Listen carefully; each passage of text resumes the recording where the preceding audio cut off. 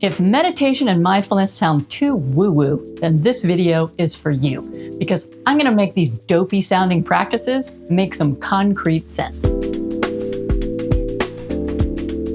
Hey everybody, my name is Leah Benson, and I'm a licensed body-based psychotherapist, coach, and psychedelic guide in Tampa Bay. And today, I'm going to break down what's really going on in your brain when you meditate or practice mindfulness, so you don't feel like some kind of doofus when you think about doing them. I mean, let's be honest.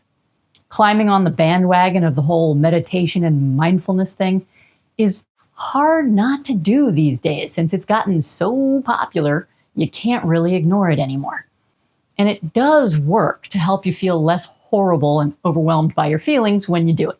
But if it all seems kind of dumb or woo-woo, or if you're somebody who thinks critically and likes to know exactly how your tools work, you might feel a little skeptical about the fad. And you're right to feel that way. Here's why. See, most of the stories you hear out there about how meditation and mindfulness work are based on outdated science about brain function. What they teach you is one version or another of the story about an emotionally reactive survival brain and a rational prefrontal cortex that you can build with meditation and mindfulness practices. And to be blunt, no matter what language they are using to tell that story, those ideas are garbage. Sorry. I mean, not sorry. I know, it's kind of harsh. It's just that there is zero question that the ideas about survival, emotional, and rational parts of your brain are completely outdated science fiction. Basically, something like the idea that the sun goes around the earth. And neuroscience has known this for decades, like 4 decades. Unfortunately, for some reason, in the psychology world, a lot of celebrity educators out there keep telling these stories. I'm not sure if it's innocent or willful ignorance, but anyway, I guess that doesn't matter. What does matter is that it keeps you ignorant. And the right knowledge will make you more effective at managing your emotional life. So here's the truth. Based on the latest understanding of how brains work and how emotions are made, meditation and mindfulness work not because you are gaining control over your reactive brain that can be hijacked or any other nonsense. They work because you are adding another, we'll call it behavioral program, to the library of choices that the allegedly reactive part of your brain uses to choose your next action. Which is key there, see? The allegedly reactive part of your brain that supposedly gets hijacked and contains that superstar fear center you always hear about, which is called the amygdala. It doesn't actually react to anything. Its job is to generate all the possible choices about what your next actions could be for the context that you're in, and issue commands about the distribution of energy in your body so that you can make those next actions. And it's doing all that before you ever reach the next moment. So you see, there's nothing reactive about that part of your brain at all, which means that thinking about meditation and mindfulness as building control over your emotions or your reactive brain cannot even begin to be true, which doesn't really matter unless you care about how your tools work, which, if you're still with me, I assume you want to know. So now I'm going to tell you. Let's say you have a habit of reacting without thinking, or you feel like you're hijacked all the time.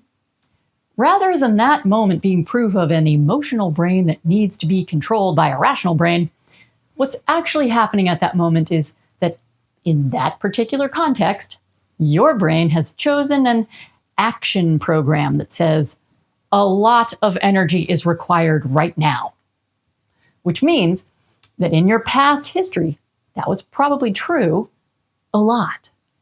And that you are probably a high energy, maybe high strung or jumpy person to begin with. kind of an action taker, you know? So your brain puts your body in action mode, and you act in such a way that looks like a reaction to you, which it isn't, even though that's what it feels like. So then fast forward to a time after which you have established a practice of meditation or mindfulness.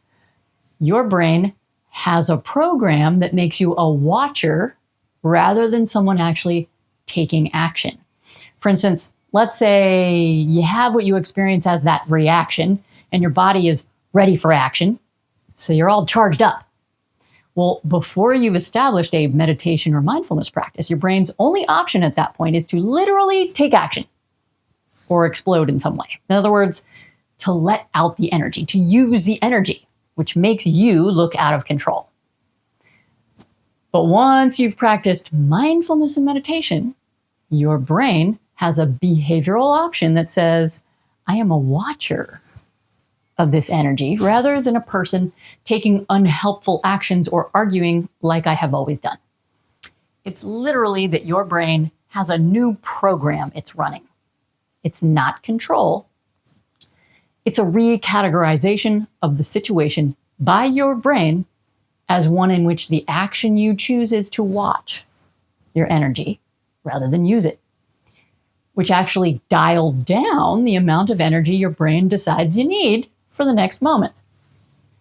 This sequence of events unfolding in your brain turns you into something like a person in the stands of a game rather than a player on the field. And by being someone in the stands, watching your energy rather than the player taking actions, you need a lot less energy in the next moment. So your brain predictively commands your body to produce less energy, which calms you down. And this does not happen in a reactive, controlling way. It happens in the same predictive way as the brain always works, before the moment arrived. Just like when it chose an action program before you knew how to be mindful. And the reason you want to practice mindfulness or meditation somewhat regularly is that unless you've run those watcher programs and drills enough times before the real emotional or highly charged moments in your life happen, you will not have them at your disposal to use when you need them and when they need to be automatic. And that's the truth about how mindfulness and meditation work. So if you're interested in some mindful awareness and meditation practices that are a little less woo-woo than most of what's out there, check out the Feel Good Formula at thefeelgoodformula.com, where you'll find an entire program designed to teach your brain new programs to run during the intense moments of your life. And if you want to know more about how understanding real brain function makes getting a handle on your emotional life easier, check out my video, Mental Health Made Simple. Thanks for watching, and I'll see you next time.